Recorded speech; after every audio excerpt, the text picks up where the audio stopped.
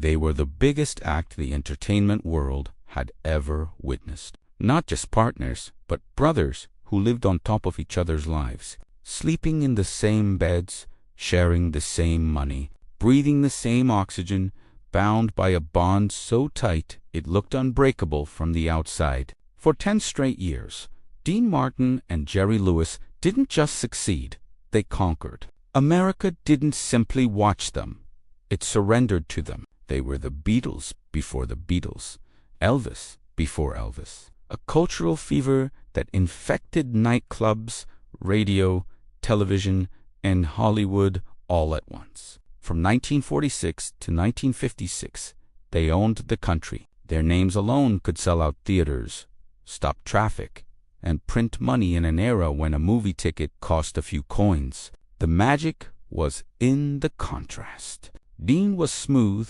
relaxed, and lethal with timing, a velvet-voiced Italian cool who looked like he didn't care even when he cared deeply. Jerry was pure chaos, a human explosion of sound and movement, a shrieking, rubber-faced man-child who bent reality around him. Dean anchored the storm. Jerry set it loose. On stage, they cut each other's ties, dumped water on each other, improvised wildly, kissed, fought, hugged, and laughed like kids who had hijacked the world. Audiences believed they were watching two men having the time of their lives, and for a long time, that was true. They were Dino and Jay, inseparable, matching suits, shared jokes, finished sentences, brothers in everything but blood. But fame is not gentle. When you drink it non-stop for a decade,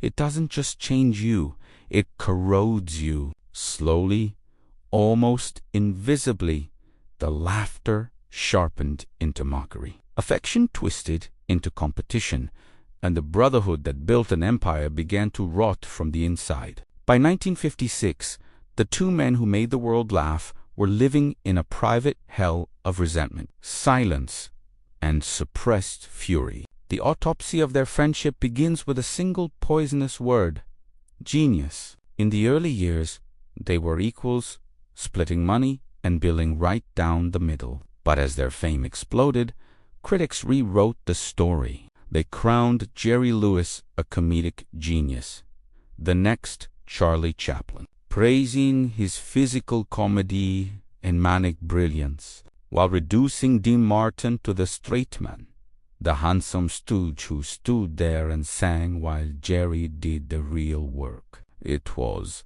a devastating lie. Any comedian knows the straight man is the hardest role in comedy, and Dean's timing, restraint, and reaction shots were the foundation that made Jerry funny at all. Without Dean's calm gravity, Jerry was just noise. But Jerry, young, insecure, and starving for validation, began to believe the myth. By 1954, he didn't just perform. He controlled. He wanted to write the scripts, direct the scenes, oversee the edits, dictate the rhythm of every moment. Dean was no longer a partner. He was an accessory, a piece of furniture that sang on cue and absorbed the chaos. The power balance collapsed. Jerry became the author. Dean became the employee. And by the time Dean Martin stood backstage at the Copacabana on their 10th anniversary, watching the man who had once been his brother treat him like a subordinate, he understood the truth with terrifying clarity. If he didn't walk away that night, the laughter wouldn't just die. Someone would. Dean Martin was a proud man, forged by hard years in Steuben, Ohio, where respect wasn't optional, it was survival. He never cared about being called a genius or getting credit for writing or directing. Applause didn't interest him. Ego didn't drive him. But respect did. And by the mid-1950s, he could feel it slipping through his fingers like sand. It didn't happen all at once. It happened quietly, in small humiliations that cut deeper than shouting ever could. Jerry began trimming Dean's lines in their movies, shaving seconds here and there until Dean felt less like a partner and more like a prop. During live shows, Jerry would have the sound crew lower Dean's microphone so his own voice dominated the room. Publicity photos started telling the same story. There's a famous Look magazine shoot where hundreds of photos were taken of the duo together. When the magazine hit the stands, Dean was nearly gone. Page after page featured Jerry alone. Dean flipped through the magazine, didn't say a word, dropped it in the trash, and poured himself a drink. No argument, no confrontation. Just another quiet betrayal filed away in the growing cabinet of resentment inside him. By 1955, the Brotherhood was dead. What remained was a Cold War. They were still making movies together, still selling out theaters, but they no longer spoke. On set, the transformation was chilling. The director would call action, and Dean and Jerry would snap into place, laughing, joking, sparkling with chemistry that fooled the camera perfectly. The moment cut was yelled, they turned their backs on each other and walked to opposite ends of the soundstage. Messages were passed through assistants like diplomatic cables. Tell Mr. Lewiston is going to lunch. Tell Mr. Martin he's needed in makeup. The tension was suffocating. The crew whispered. Everyone knew the bomb was ticking. No one knew when it would explode. The breaking point came during their final film, cruelly titled Hollywood or Bust. Jerry was completely out of control. He wasn't just acting anymore. He was directing the director, screaming at crew members, demanding endless retakes of scenes that were already perfect. Dean, whose philosophy was simple, show up, know your lines, hit your mark, go home, was drained by the chaos. One afternoon, Jerry crossed the final line. In front of the cast and crew, he began berating Dean, criticizing his acting, his commitment, his passion. The room went silent. Dean looked at him calmly. He didn't raise his voice. He didn't insult him theatrically. He delivered the words flat, cold, and lethal. You know what your problem is, Jerry. You're nothing but a dollar sign to me now. It wasn't just an insult. It was an execution. It erased 10 years of brotherhood in a single sentence. Jerry was shattered, but he didn't retreat. He struck back with cruelty. And you're nothing without me, he snapped. You're just a crooner who got lucky. Without me, you'd be back dealing blackjack in Ohio. That was it. The line was drawn in blood. There was no apology coming, no reconciliation waiting in the wings.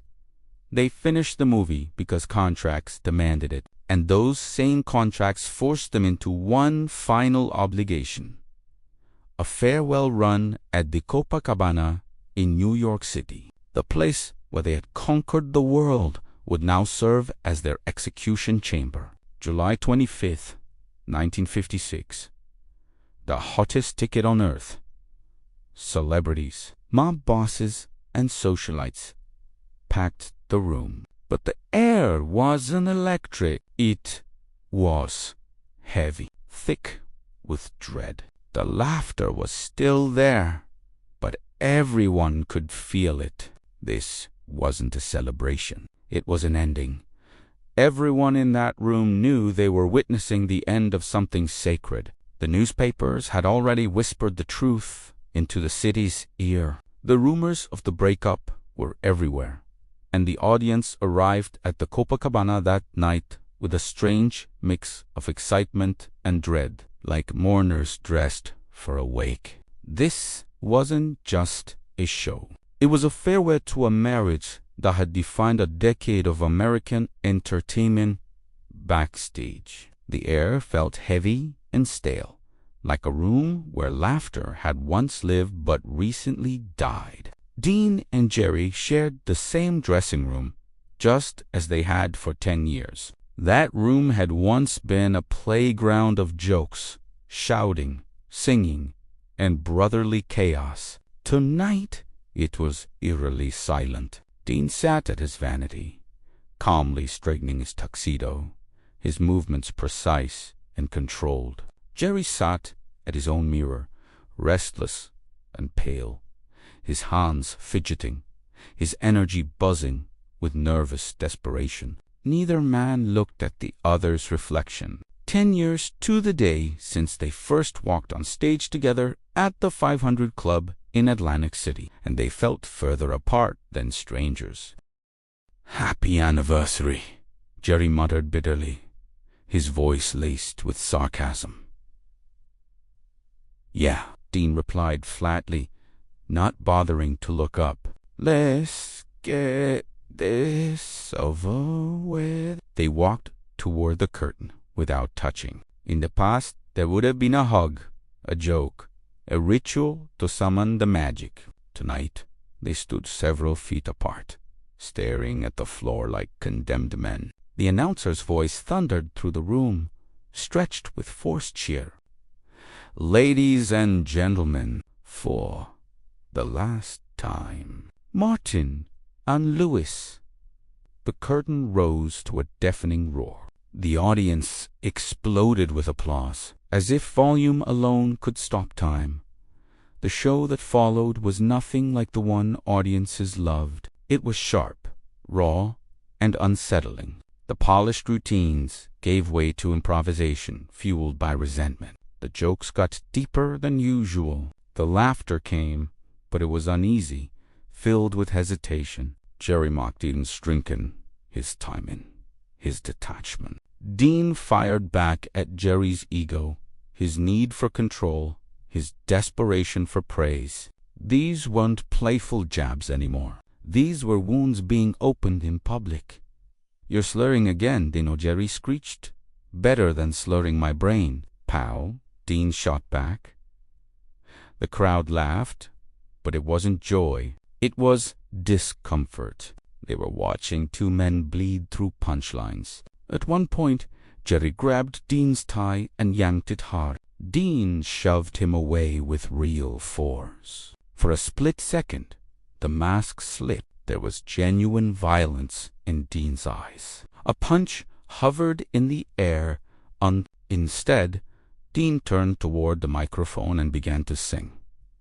When he sang "Memories Are Made of This," it wasn't nostalgia, it was defiance. Every word sounded like a declaration. "I don't need you. I can stand alone." The room felt cold despite the hot lights. The show dragged forward, uneven and painful, until they reached the finale. They stood side by side for the closing number, a song about partnership and unity that now felt cruelly ironic. They were supposed to link arms. They didn't. They just stood there, sweat-soaked and distant, singing words that meant nothing anymore. When the final note faded and the band played the outro, the audience rose to its feet, screaming for more. They wanted an encore. They wanted the dream back. Jerry turned to Dean, tears shining in his eyes. In that moment he looked less like a star and more like a frightened kid who realized too late that he'd gone too far. He wanted forgiveness. He wanted a reset. Dean looked back at him, and his face was unreadable, carved from stone. He didn't bow. He'd wave. He didn't acknowledge the crowd that had made him a fortune. Dean Martin turned his back. He turned his back on the audience. He turned his back on Jerry Lewis, and he walked off the stage. Back in the dressing room, Dean loosened his tie and poured himself a drink. No shaking hands. No trembling. Just finality. Moments later, Jerry burst in, breathless and panicked, his voice cracking. "Dino, we can't end it like this. The crowd loves us. We just need time. Breaky. We can come back. Dean looked at him through the mirror. He didn't raise his voice. He didn't insult him. He simply said the words that ended an era. "It's over, Jerry," and with that, the laughter died. Dean's voice stayed low, almost gentle. "It come by over." Jerry exploded. He stepped forward, his hands shaking, his voice cracking under the weight of panic. "You can't do this!" "We're Martin and Lewis. We're the biggest thing in the world. You don't walk away from this kind of money. You don't walk away from me." What Jerry was really saying wasn't about contracts or fame. It was fear of being left alone. Then finished his drink slowly, like a man ending a long habit. He reached for his jacket, slipped it on, and placed his hat on his head with deliberate calm. "I can," he said quietly. And I just did. Jerry's composure shattered. Tears streamed down his face as his voice turned cruel, desperate, reaching for any weapon that might make Dean hesitate. "You're nothing without me. You hear me? You're just a singer. There are a million singers. You'll be playing dive bars in a month." Dean walked to the door and paused, his hand resting on the knob. For the first time that night, he turned fully toward Jerry. There was no anger in his face, no bitterness, only relief and a strange, peaceful clarity. "You know something, Jay?" "He, sa, e, softly. I'd rather play a dive bar as Dean Martin than play a palace as Jerry Lewis's stooge." Then he opened the door and stepped out into the New York night. He didn't have a plan waiting for him. No movie deal, no safety, netchi. His agent had begged him not to do it. The press was already sharpening their knives, writing headlines about the straight man who thought he could survive alone. Everyone bet against Dean. Everyone assumed Jerry would rise and Dean would disappear. As Dean walked down the street by himself, the noise of 10 relentless years finally faded. The silence felt good, terrifying, but clean. He lit a cigarette, looked up at the dark sky, and felt something he hadn't felt in a decade. Freedom. That night at the Copacabana didn't just end a comedy act. It began one of the longest silences in show business history. For 20 years, Dean Martin and Jerry Lewis did not speak. They lived in the same city. They moved through the same circles. They shared friends, memories, and ghosts. Frank Sinatra remained close to both men, but even he couldn't bridge the gap. If Dean walked into a restaurant and saw Jerry, he turned around and left. If Jerry saw Dean on television, he shut it off. The wound was too deep. It wasn't hatred. It was something worse. It was unresolved love, and contrary to every prediction, Dean didn't fail. He soared. He reinvented himself completely. He released Everybody Loves Somebody and knocked the Beatles off the #1 spot. He starred in Rio Bravo alongside John Wayne and proved he could act with quiet strength. He launched the Dean Martin Show, which became one of the highest-rated programs on television. He wasn't a sidekick. He wasn't a straight man. He was a star in his own right.